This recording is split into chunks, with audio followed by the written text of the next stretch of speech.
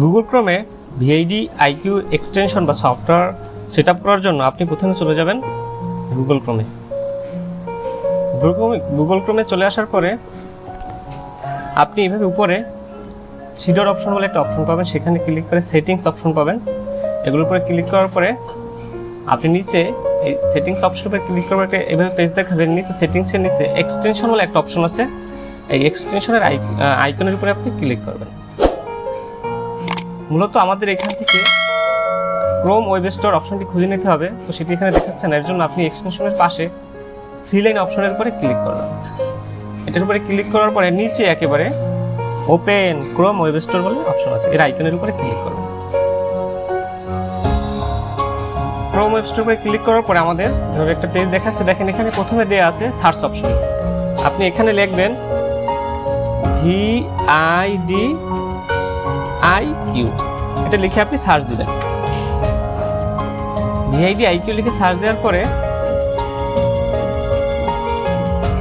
Net একটু দুর্বল, তাই সময় নিচ্ছে।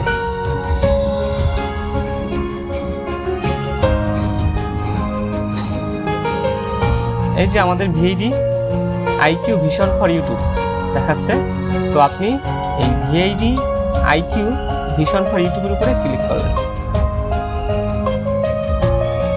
vidIQ ভিশন ফর ইউটিউবের উপরে ক্লিক করার পরে আমাদের এখানে দেখাচ্ছে নতুন একটা পেজ। এখানে দেখেন অ্যাড টু ক্রোম বলে নতুন একটা অপশন দেখাচ্ছে, এটার উপরে আপনি ক্লিক করবেন।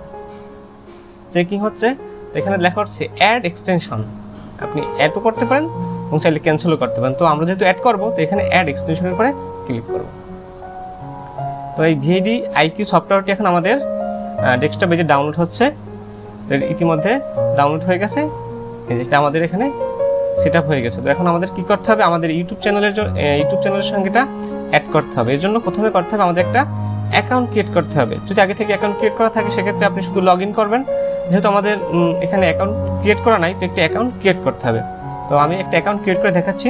এখানে প্রথমে যে অপশনটি দেখাচ্ছে sign up with Google create your account, তো আমরা এখানে ক্রিয়েট ইউর অ্যাকাউন্ট অপশনের উপরে ক্লিক করব।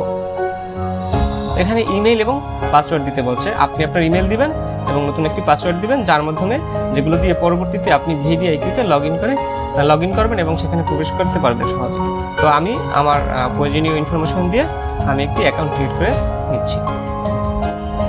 তো ইমেল অপশনে আপনি আপনার ইমেল দিবেন, আমি আমার ইমেল দিচ্ছি এবং নতুন একটি পাসওয়ার্ড দিতে হবে।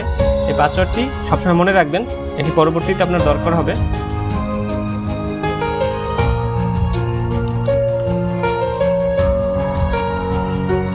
তো আমি এখানে একটি পাসওয়ার্ড দিলাম, স্ট্রং পাসওয়ার্ড। এখানে বলছি your password must be at least 6 characters, সর্বনিম্ন 6 ক্যারেক্টার হতে হবে। তো আমি অনেক বড় পাসওয়ার্ড দিলাম। আপনি এখন কি করবেন, এই যে ক্রিয়েট ইউর অ্যাকাউন্ট অপশনে ক্লিক করবেন।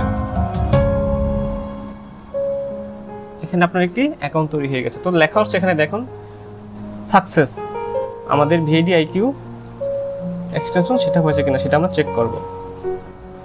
এই যে আমরা আমাদের ক্রোম ব্রাউজারে চলে আসলাম, ক্রোম ব্রাউজার থেকে আমরা ইউটিউব চ্যানেলে চলে যাব।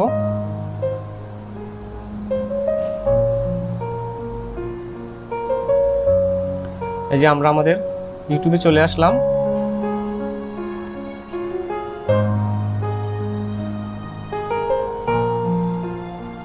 ইউর চ্যানেলে চলে যাবেন।